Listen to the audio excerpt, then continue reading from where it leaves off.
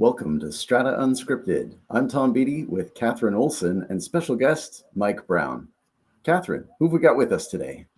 Hey, we have Mike Browne from Advantage Property Management with us today. I'm really excited to have him on because we have been working on a very extensive strata education program at Advantage over the last 8, 9 months. And he's doing some really cool things at Advantage. And just some of the stories that I've heard over the last few months have made me laugh, made me smile, and they just show me that what he's doing there is kind of raising the brokerage bar. So I'm really excited to dig into some of that today.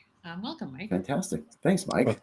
thank you for having me. I'm curious to hear what these stories are. I'm excited and nervous at the same time because I know we spoke briefly about stories that I've saturated your life with so far, but I'm not sure which ones they are. So I'd be more than happy to expand as best I can, although I'm walking into uncharted territories here. So yeah, Catherine, if you want to let me know what Yeah. Well, so those who know my story know I also followed family into the industry, as you did as well.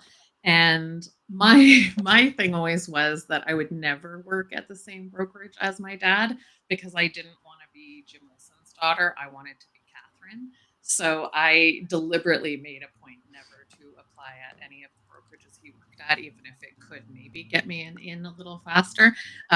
Whereas with you, you bought the business from your dad and took it on, and so you couldn't just avoid being associated with your family legacy, but you've also cherished what the good parts was and really created something completely your own too. And I'd love to dig into a little bit more of that story and well, let's what's first been of all challenging start with that. with working with your dad thing. I started my career off, my I guess professional career off working at a finance company.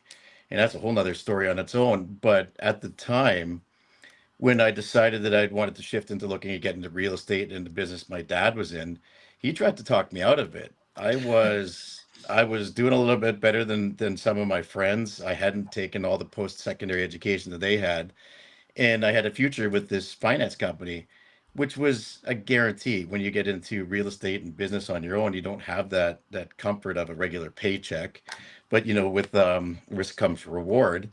And finally, I sat down with Dad one day, and he tried to talk me out of it a number of times. I said, "Well, Dad, I don't like what I do." He said, "Well, then get into real estate," which is where I started before Strata.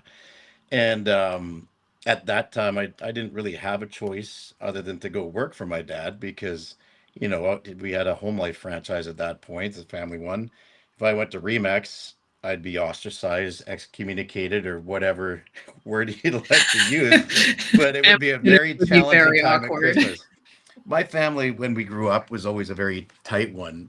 When I worked at a finance company, I'd gone there and got my six cousins, or my five cousins and brother, sorry, all coming to work for me over there. So we all followed a similar format, and we all sort of landed at this office that I'm sitting in right now eventually. But I started with my dad, learning off of him from real estate. I started my career as a realtor, which got me into exposure to the strata business. But I was doing real estate before the strata industry. It was really its own industry. At that time, it was not regulated like it is today. And Real Wild when, West. yeah, it was the real Wild West. And at that time, we were doing a little bit of property management, but not to the scale we are now. So my dad was very wise businessman when it came down to looking at acquisitions and stuff like that. Our business started because he'd saw an opportunity when you had to be licensed and regulated. And so he went and wrote his strata manager's exam when it was the Strata Property Act came into play. And you've got your lawyers and your accountants and all these other people who are no longer able to service it based under um, the new laws, and created a strata management company. Got some licensees, which was at that time, like Catherine said it right. It was the Wild West. We had no idea what they were doing, and the business sort of built itself. And when it was in its infancy, it was just built on a level of service that we don't see today. And by that, I mean, it was just basically you do what you want when you want. We wrote letters when we needed to, and the councils did whatever they wanted to. And now with regulation, consistency, and controls, our business has changed around. So Katharine mentioned what we've gone through, what we learned. My dad, he passed away 6 years ago, so we bought the company off him before he passed away, and it would have been nice to see for him to see the changes that we made. But we took what he had as a company, as a start, that was built on community, that was built on having a great staff, and we do have people that have. We've had people who've had their grandkids working for us, and we've had a family tenure, and because of that, camaraderie that we've built amongst the team, we really have a great place to work. But we took what was operated as the Wild West and turned it into a real business. And that's kind of shone through our staff, through our clients, and a big change over the last number of years. But I stepped in to fill some pretty big shoes. And not just because my dad was overweight, but because he cast a huge shadow. My dad had the communities, like they called him Teflon Al as well, because he could never get in trouble with at the time the real estate council, and everybody adored him, and he had this huge staff of people that loved him. When he finally passed away, we lost 30% of our bookkeepers that day because they were just waiting until my dad had moved on, and they'd worked for us for 30 years. So we bought a company off of him, tried to keep up with what he'd spent an entire career of having people admire and love him. So filling big shoes. Then all of a sudden they all leave and disaster strikes, and we had no choice. We had the factory reset button hit on us, and we had to rebuild. And at that time, I had two choices: one was run, or two was learn. And I learned fast about the trials and tribulations of what it's like to be a strata manager. And I tell you that made me more prepared for any disaster that comes up in my life than anything, when you're handed it and it all Yeah, falls you apart. mentioned that. I think that's probably one of the big pivot points in a story that not just you tell, but other people in the office will tell. Like um, the stories of when you had to do a full portfolio when you were out of the Abbotsford office, I think, for a bit there, Oh, and then when you got away from doing that because it was temporary, the changes that you wanted to make and bring oh, in that was a training. fun one. Yeah, So I'd the, love to the hear about that a Abbotsford, little bit. so the Abbotsford, we have an Abbotsford location and a Chilliwack location. Chilliwack's head office. We decided in our Abbotsford office, where we have two other partners, that we'd like to endeavor a strata management company, which is a tough thing to build up, as everybody knows, from ground level. And because it's a different brokerage, we can't use the Chilliwack office as sort of the fallback for guidance and stuff we need for licensees to do because of regulations. So we start a Abbotsford office, and I had some competition I was friendly with, and we acquired their company, of which at the time we decided to split between Abbotsford and the Chilliwack office. And Chilliwack being experienced, we took it and impacted it into our staff there. Abbotsford, we started fresh. Well, 2 weeks before our doors opened, I get a phone call from one of the people who was going to come work for us. And he says, "Hey, I'm not going to come work for you guys. I got a job closer to home." Now, keep in mind, this is right when COVID's wrapping up, and at that time, everybody could work remote, and their clients were forced to have them work remote because you couldn't meet in person. Yeah. A week before we take the portfolio over, and we've already sent all the letters out to our clients, the other lady that was going to come work for me phones me up and says, "Hey, by the way, I'm not going to come work for you because I got a job in Richmond." She ended up giving us a month, but at Oh that boy. time, we couldn't find licensees because this industry's been plagued with population problems. We don't have enough people to Yeah. service Yeah, just the as an industry. interjection, the Yeah. BCFSA hasn't dropped their numbers in 18 months, and I'm pretty sure it's because the licensee numbers have gone down quite Yeah. significantly. So I um, wouldn't doubt it as well. I it's mean, existed throughout history, this like up down pattern, as you say, for sure. yeah, it is. We'll touch on that too because we've got some points in there. But yeah, so also I'm handed a portfolio, and my skill set's been in management at a more senior level, which is helping and being a bit more behind the scenes stuff. And then I'm thrown in to do everything as a strata manager, except at this point I'm doing two portfolios, two full-time portfolios, of which experienced and full-time people were coming for. And that's not the first time I've done that. But at that time, I'm running two real estate offices. I've got a mortgage brokerage company, and I'm still selling real estate. Plus, I'm doing the managing broker for the other office. And it was a little bit too much of an overwhelming experience for me, which was one of the things that I've learned in this industry that happens to people because it happened to me, and this wasn't the first time.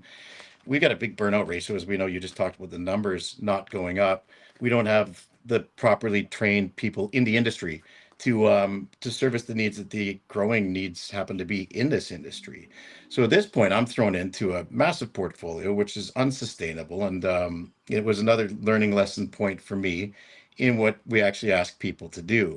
And I've seen that problem happen throughout the throughout our communities where somebody comes, hey, I got a strata manager's license. They go get a job at XYZ strata management company, and XYZ company says, well, here's your portfolio. Good luck. And Johnny, who was just running it, quit because he couldn't handle it anymore. And then that becomes a perpetually placed problem. And I didn't ever want to see that happen to anybody again, let alone myself.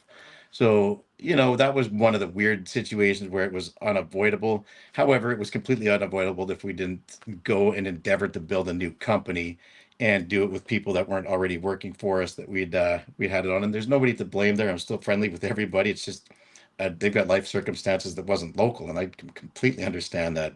But there's a number of things that you get takeaways from those experiences. And one is anytime that you upset somebody, you can always fix it with a phone call or with some effort and stuff like that, because there's time. People are people. We get thrown into these things, and if you communicate it, it's it's gonna have a lot more value. I got a little book back here. I'd show you. It's an 8.5 and 11 Where page. It's things are that done, big. in good faith or not, people usually just want it to be made right. It's not usually, a big deal. Ultimately, you're absolutely right. Yeah, I another thing that was really interesting that recently we talked about talking about the industry and collaboration and improving things and sharing knowledge so we can get to the root of some of these problems. I thought it was funny that you had said you had reached out to a lot of other brokerages, smaller brokerages, mid-sized brokerages in the Valley when you were starting out more on the strata side to say, hey, happy to open up my doors and let's share information and I'll let's help each other. And you are always so diplomatic, Mike. I have to say the way you worded it was a lot nicer than how I would have said it, but you're like, well, I didn't make many friends, unfortunately, aka everyone is very siloed Well, and it they is, and don't want to share. it's too bad too, because ultimately I think that collaboration is a very valuable tool, especially even having some sort of camaraderie amongst good competition. And if we can share our experiences with each other, we could learn from it. But there's so many people that are so protective over their business that it almost stifles that, and it keeps them to a point of defense rather than sharing. And for me, I was looking to collaborate, to expand my network, and maybe let some other people out there know that are struggling, that it's normal. But Yeah. maybe we can figure ways out to do something together. And if overall we can improve as a industry, we'd solve a lot of problems by just being working with each other rather than against each other. And I thought that collaboration would be good. I did hit some roadblocks, and not a lot of people wanted to It's talk such to a me. delicate way But of I saying will it. I tell love you, it. I made phone, so I got out of our area, and I phoned a couple people up in the interior on the island, and some people I've made some friends with now. And the locality thing's not there, so they were more than open with sharing with me. And maybe, I don't know if it's the island or the interior lifestyle, but those people were really quite friendly and open. And I can give you some stories on them as well, but they've gone through some of the same experiences that we have, and that's been helpful. But it's nice to actually reach out to people who will talk to me, because if you let me, I probably won't shut up. I know we share Well, that. It's good. I'm really glad to hear that you tried that, and we're trying that again. So there's now a BC Strata Slack group that is open. We started on Friday on a whim, so feel free to join, Mike. We're gonna try and get some more managers in there. Some of the people that are serving the Strata industry, we've got already some Strata Council members, and a bunch of companies that are trying to make an impact in that space. So it's only a few days old, that effort, and it may come to nothing as well. But the more people that know about it and take part, the more traction that it could get. And it's got public channels for people to share the issues and challenges and opportunities that they see to promote their own business. And it's got the ability to direct message or to create your own little groups so that you can have some conversations at least initiate some conversations in there with the people that are involved. And the idea is the same, I think, as yours was. It's to allow people to learn, to make some more connections, to build their networks and share. We all have different networks that we're active on, and we share content in different ways. But being able to have what I consider to be just asynchronous communication with one or more people at the same time or on the same subject is kind of helpful. So, Well, it's good. For me, it would have been entirely helpful because the fact, I came to the place where my dad worked, and that was the only choice that I really had. So I don't know. I assume the grass is greener on my side, but it might not be, and there might be ideas out there that I could go learn from, and that's all I want to do is because I've been exposed to one way, and then I had to create it. And when you're doing that, you have no idea which is right or wrong, and we've worked some good things out. The good thing is I've learned a lot of wrong ways to do things, and you're but not alone. What's cool though is like a lot of your ideas, and I think that really stand out to your team, you as the leader, are just really simple concepts that are rooted so much in just empathy and good business practices with that in mind. Like the fact that you say, you wouldn't want your managers to do what you wouldn't do, right? Is the same as when I worked as a retail store manager. I would get in there and clean the toilet at least once a week in all the bathrooms because I couldn't expect those who worked for me to do things that I wouldn't do, right? So I think it's a really good experience for leaders in the industry to take on a portfolio for times and to get in there and to attend meetings and to well, that's why I still attend meetings or I still call councils or I'll jump in front of a problem is because you have to be relevant. And if you're not, you'll Radio Shack your company if you don't know what's going on. So I still go to meetings all the time. Plus I enjoy meetings. It's weird. I enjoy the council meetings. I even enjoy the confrontational ones because I always feel like you accomplish something at the end of it. But challenging meetings and difficult ones for me to have are sometimes my favorite ones to do because at the end of the day, I actually feel like I did something that day. So, yeah. And when you can make it click, and get rid of some of that fear and anger in those meetings, it is literally so rewarding. There's nothing better than getting detractors who are angry about something completely irrationally, usually. But when you can see the click in their head about big picture and you're just like, oh my God, I love this. I love my job. It's amazing. There's such Do you a want rush to from know that, I find. the very first time I ever had that feeling? And it's not Yeah. strata related. And I still remember this because I still live my life this way. And I still think logically, I would have been about 7 or 8 years old. When your parents still let you go do stuff back in the day before, everybody's a criminal or whatever parents think everyone is now. So anyways, we were camping and there was a little store down at this campsite called Sunnyside in Cultus Lake. And I went to the store and I had $1 bill on me. And they had at the time 5-cent candies, little mojo things or something like that. And so I brought 20 of them up to the counter. And the lady looks at me and says, that'll be $1.04, $1.06, or whatever it was with tax. Well, I'd never heard of tax in my life. I'm 7 or 8 years old. And I look at this lady like she wants extra money. And I said, well, I'm not going to, I know what, I got 20 of them. 20 times 5 equals 100. 100 is $1. I have $1 for you. And she tried to tell me about this thing called tax. I said, well, tell you what, if I buy one, it's 5 cents because you can't add tax to that. She says, yeah. I said, well, I'll just do that 20 times. And she gave me my 20 candies and I walked out of that store and I felt pretty proud of myself because I got the 20 candies instead of the money she wanted to take from me to give to the government or something like that. And I'll never forget that. And I don't know if she kicked in the 20 cents for me or rung them through or whatever the numbers was, sorry, at that time. But I remember walking away thinking I logically went through something and solved it.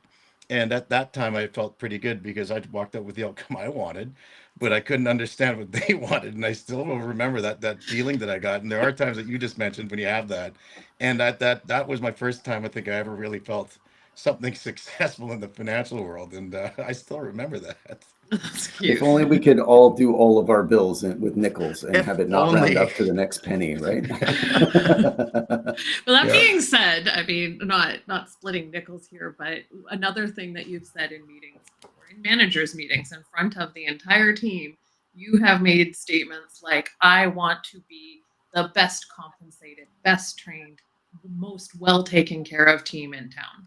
I'd love to hear kind of the vision and the what gives you like that power to make statements to your So team I'm like going to say that? something, and I don't want it to sound like it's bad, disingenuous, or anything like that. But I believe that I have a product that we're selling here. But my product is people, and I don't want to say that I'm selling people, but it's what they can provide, which is a level of service that happened when I first bought this company. You would have heard me walking around saying I want to create a better overall customer service experience. And that sort of evolved into, we've changed this corporation to a community, I really believe. But I I've seen this industry and lived it where we've rocked into the problems where I've basically what I've done is I've seen the things why people burn out.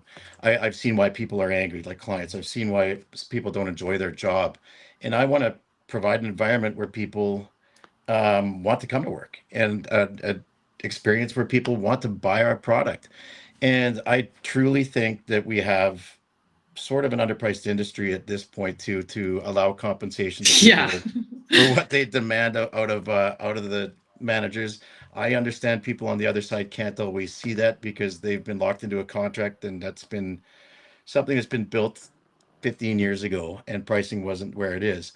I believe that there are people that value better service, and it's challenging to say the best clients that I get. Not challenging, but it's too bad. The best clients that we have, the ones that are the most loyal, the ones that are willing to pay the price, and the ones that actually appreciate what we do, are the ones who've failed somewhere else. We pick up the pieces to show them what management can be like, that like mindedness where I want to provide the best, and the people who now expect something better create the symbiotic relationship where they're willing to compensate our staff for a little bit more. But I believe that every year we want to get better.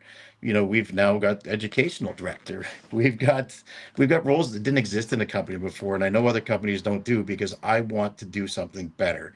I want people to rely on us, to know that we're knowledgeable experts. I want to have the best trained people in the industry because I want to charge the most money. But with that, people are going to be able to have the highest expectations of our people. So we put time and money into training. We get people who are experienced, who cannot have the burnout they're going to feel somewhere else where they don't have that support. They got a team of people working with them and behind them that's going to support them every way, even through the difficult times. People who understand that there's an open door policy that they can come to. And this whole experience from internally creates a safe work environment for people, which we also do provide. No bullying, no harassment, none of that stuff. It's not tolerable, it's not acceptable. But we create a better person and a better employee out of it. And that bleeds to our clients. So I have some high expectations from our staff. But what that does is it creates tenure. Every time that we are able to charge a little bit more money, we put that money right back into the company, either into innovation, technology, or more staff. And that's just to continue to create a better experience, because I think it's not something that happens overnight. We're not going to be out flashy advertising around, but what will happen, people will hear about it. And the more consistent we are in that approach, more the people are going to seek us out.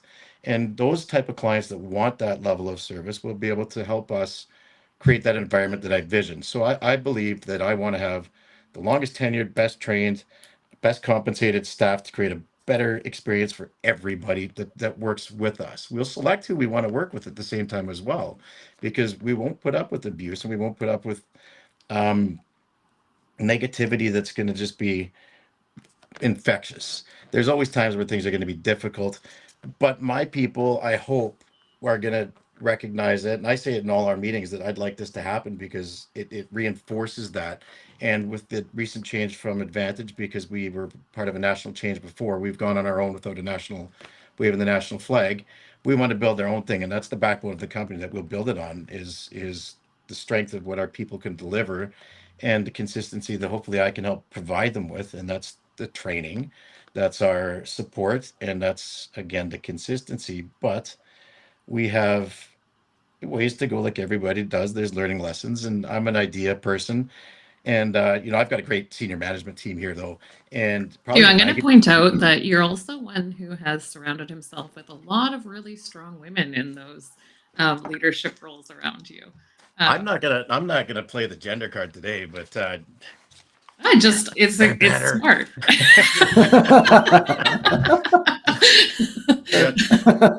No, I we really ha- like I that. I think a lot have of you know what, I have a great senior management team that I admired, and our relationships growing outside of work as well. Like, these people have become my friends, and no matter which way the cards fall at this thing, and if we're doing this for another 20 years or another 40, or if they'd moved on or retired, whatever they did, they're my friends for life. And that's just because they've got similar ideas and this, it's great to have people that support the vision, because without that, it doesn't help.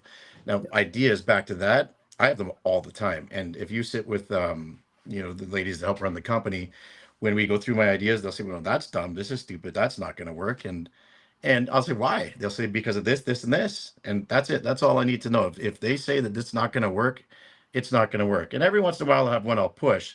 But I put these people in place because I trust them and unconditionally believe that their decisions, when they have them, will be supported as well. I mean, I have a direction I'd like to go in, and I have a place that I want to be. The journey there is always going to be staggered, and I have ideas, and if they don't work, they don't work. But I'm not going to stop spitting them out, because I'll take it on the chin every time. I don't mind having a bad idea as long as I keep them coming, because every once in a while I have a golden nugget. And well, I think overall, you've got the right strategy. You've got a good team in place. You're able to test ideas. You're able to get that feedback. And I like that you're not trying to create a race to the bottom. This is not a matter of trying to win clients and cut fees. You're trying to deliver better service. Better service commands a higher price, especially in a province where the service level and the price paid is too low overall. And that creates a real window of opportunity for those that are differentiating themselves like this. It does, and it's great that you say the race to the bottom, because that's something that's been echoed around here quite a bit, and that's not the fight we want to fight. It's a losing battle for everybody.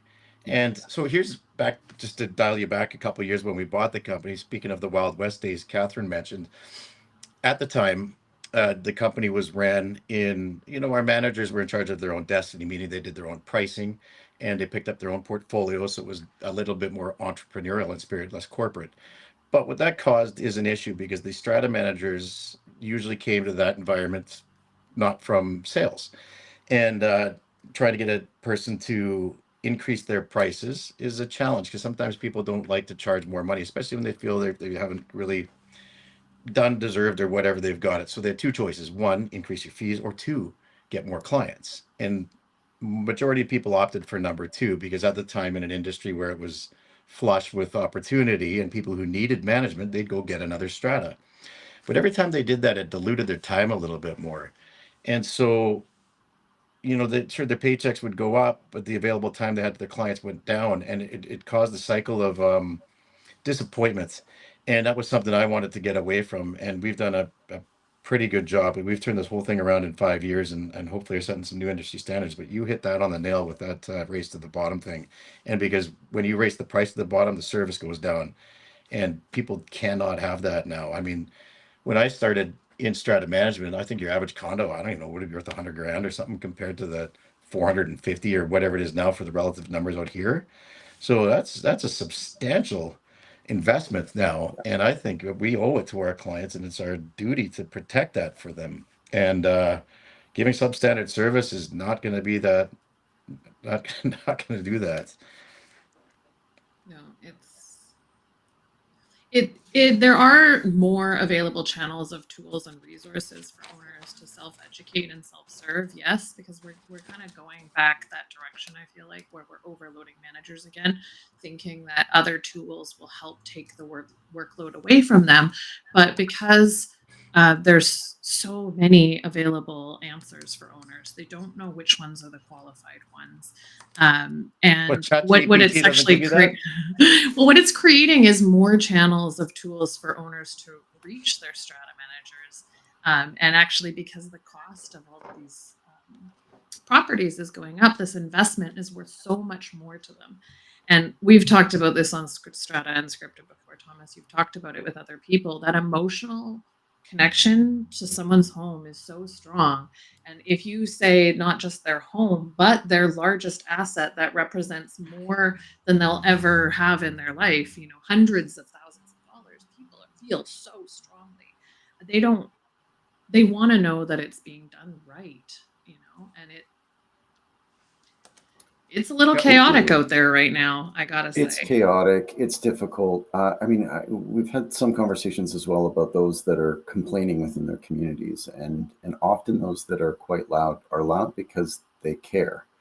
And they just feel like they can't do anything about it. And so creating that engagement opportunity with them, allowing them to attend Strata Council meeting, allowing them to see the process and understand what it is a greater deal to can sometimes activate that energy and turn it from something that can be quite divisive or negative into something that might start to become a force for good. And that I think is also helpful, because strata managers spend a large amount of their time dealing with those that are very loud and or very unhappy, and they just are much more effective at doing what they're doing if they're not stuck in that type of firefight and correspondence.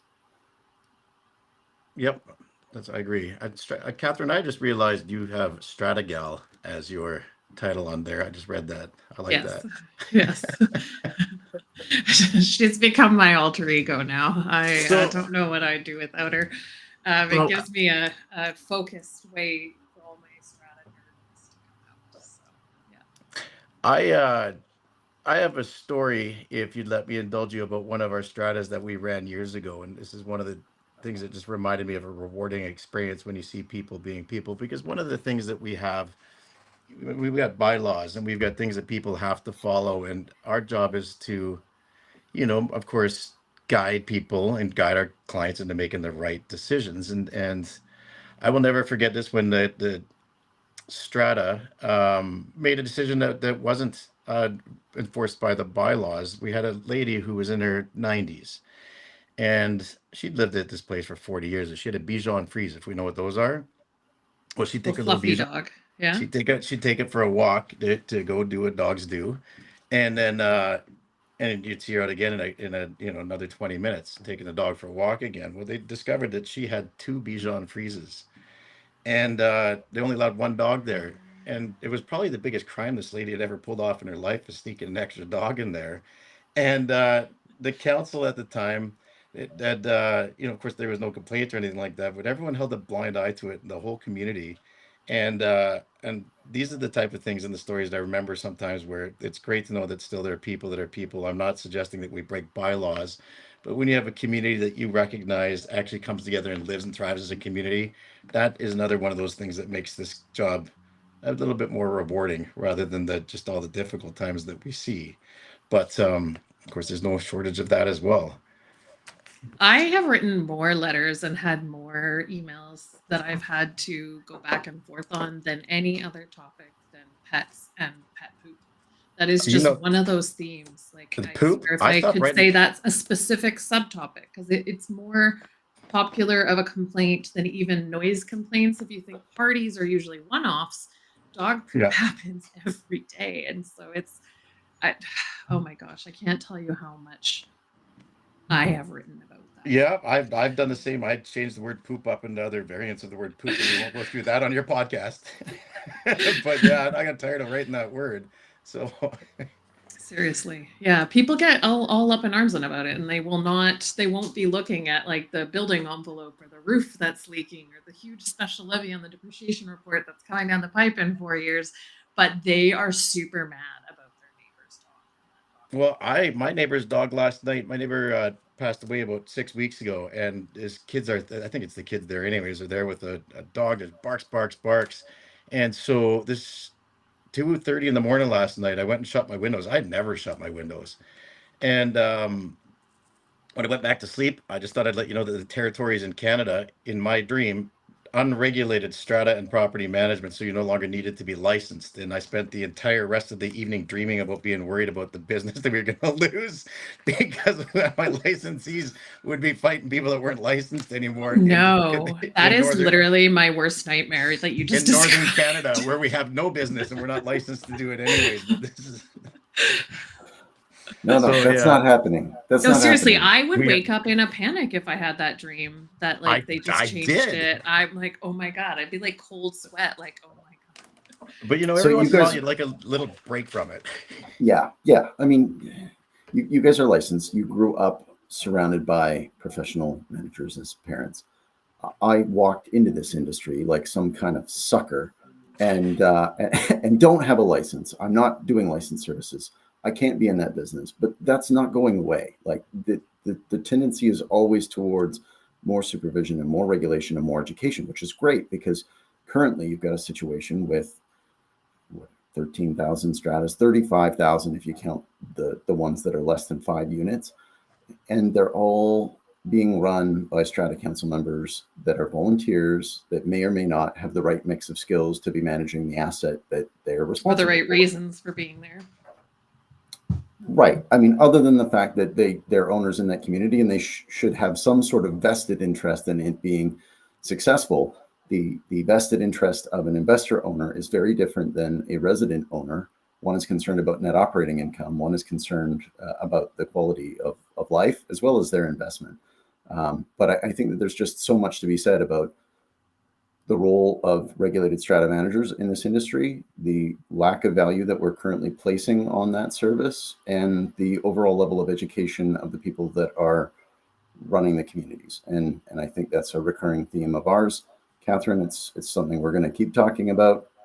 And we're really glad, Mike, that you've got a great perspective on it, a really good team, and a desire to focus on growth and value add so that we can elevate what happens in this industry. Thank you. It's just exactly kind of what we're planning on doing. But we're all very well aware things don't change overnight. But again, this is why I think if you've got the Friday thing happening, I'd be more than happy to come out and do that so we can speak to some of the peers that we have out there that I don't know exist yet. Fantastic. Katharine, do you have some closing thoughts for us today?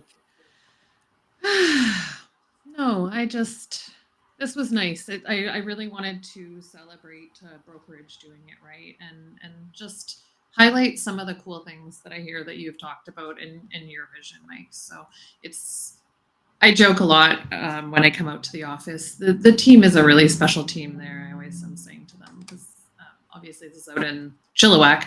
Like, I don't know what it is. It's the fresh air, corn-fed, wholesome people out there. But yeah, you have a really special team. Corn-fed, wholesome. Yeah, well, okay.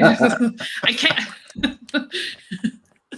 But no, it's been such a pleasure working out there. Like, I love it. So. I think I'm keeping that one. I think I'm just going to get a little name tag. This is corn-fed, wholesome. Absolutely. Yeah. Katharine, and thank you for at least letting us know that you're liking things that we're doing. Katharine, since she's joined us, she's built our educational system that we've been longing for and structured into a position that we put people through. So we now have a program that's on top of what you would take at the UBC when you get licensed there, because at that point it's getting a driver's license with only taking it in theory, not in practice, and being like, here's a car, here's a steering wheel. Like your L test doing go. BCFS. Yeah. And we have a structured program that's 33 weeks that Katharine is going through, from basically starts strata management and teaches you what you're doing on a daily basis. After that, we've got other training courses that we put people through. Education's huge with us, because we can focus on everything that we need to know and make sure that our staff is trained to do everything they can. And the best thing is, if they can't figure it out, we have a huge network of collaboration here. We've got a big group of managers, and we've got an array of personalities, which is super beneficial when we've got clients that we need to sort of mirror the theme of their community with, because there's times where you have councils. Oh, you're totally niching out the team. Yeah, developing little skill set things. Like, we just finished Spa 101 deep dive, and I love it. Like, I just put to Mike, I'm like, how about RISA next? We're going to do RISA 101 and put in a 6-week course. And he's like, he didn't get back to me, but then he sent around a newsletter to the entire team that's like, we're starting RISA 101 in a couple weeks. I was like, great, I guess I got the go ahead for that. Love it. Like, that's the level of trust. Is he's just like, Katharine said, this is the next thing, and I'm putting in the newsletter now. So now what's out there? I feel like that speaks volumes to what, like, the level of trust you have in your leadership. If you can't trust the people that you're working with, or if we need that trust in place, otherwise the business doesn't work. And I've seen lots of businesses. I'll give you an example. I got a friend that has a business, and he's one of these guys that has to have his hands on everything, and it has slowed him down over the years because he can't trust other people to do even the stuff that doesn't take the skill set, because he just has to have that level of control. My personal level of control, or professional level of control, is the trust that I can have control over, and I have that 100% with people. And I'm fully aware people make mistakes. I make them all the time, and I'm happy to, because I learn from them, and that's all I expect out of other people too. When a mistake happens, as long as it's not intentionally made, or you're not doing it because you're not paying attention or something like that, it's just, stuff happens. It's life. And we are in an industry where you can't predict outcomes. As much as I like to pretend that we are proactive people, we're reactive people in most scenarios and most days, because proactive, you come in and plan. We come and sit down, all of a sudden, why do I have 400 emails? And then the day starts. So yeah, anyways, Katharine, to toot your horn as well, you've done a very good job at building everything that you've done. Everything's professionally laid out, by the way. Our programs, when you look at our training, it looks like a BCFSA course. It looks like something that somebody has put I together don't from a think the regulatory standpoint. BCFSA would have Shakespearean English pirates or a school Oh, hey, by the way, I themed thought song Katharine, about forms though. So I hopped into a meeting Katharine was putting on a little bit late, and I'll admit I didn't read what was going on, and I sent a message to the managing director of our Strata division. I'm like, why are we talking like pirates? And I thought we were doing a pirate theme, and Katharine was just doing old no, it's English, Shakespeare, Mike. Shakespearean, Shakespeare. whatever. I thought we were pirates for the day, and I couldn't figure out. Anyway, so now lesson learned. Read, read what we're going to be going through that day before we go through it. We've had a lot of fun, and I don't think that I would have been able to create this kind of training in the past without the kind of leader who sees the big vision and then puts the people into the places they need to and then lets them do it. Like even the other day when we were chatting about something to do with a new policy around something, and you just said to one of your other leaders in your team, yeah, I don't need to get in there too many cooks in the kitchen. You just flesh it out how you want it and come back to me and I'll just take a quick look and that is fine. Like you're good. And just the way that you let us know, yeah, no, I trust you in front of it. Like this is clearly in front of the entire team. There's no secret conversations. There's direct communication. You trust your teammates, and we all know where we stand in that team, which is really cool. Like you give for sure. You can be straight sometimes. The other day we were chatting, and I was going off. Like to be clear, I know I was going off, and you're like, Katharine, shh.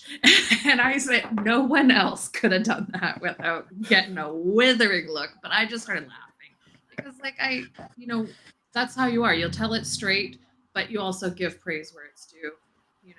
We flex sometimes, but you're also full of kind words. So. I'm extremely proud of what we've done here in a number of years, and I've been very, very well aware that I couldn't do it alone, and I couldn't have done it without the people that we have. And this is one of those things that is helping me realize that vision, is understanding and seeing the fact that we are now attracting a higher caliber of people, and that helps us continue that service. So I mean, the whole thing is kind of it's growing on its own because of the fact that we started with an idea and haven't stopped since. So I'm happy to hear that form a feedback. virtuous cycle, and It does. and I'm glad to hear that. Well, it's good because we've gone down the other road before too, and that's not a good thing. It's just I have a hard time staying negative for very long. So yeah, this has been a nice little fun experience here too. So I'd like Wonderful. this hash it out. Thank you, Mike. We'll have you back, maybe dressed up as Jack Sparrow and putting on your best pirate accent. Katharine, thank you so much. Yeah. We'll do this again soon. Thanks, everyone.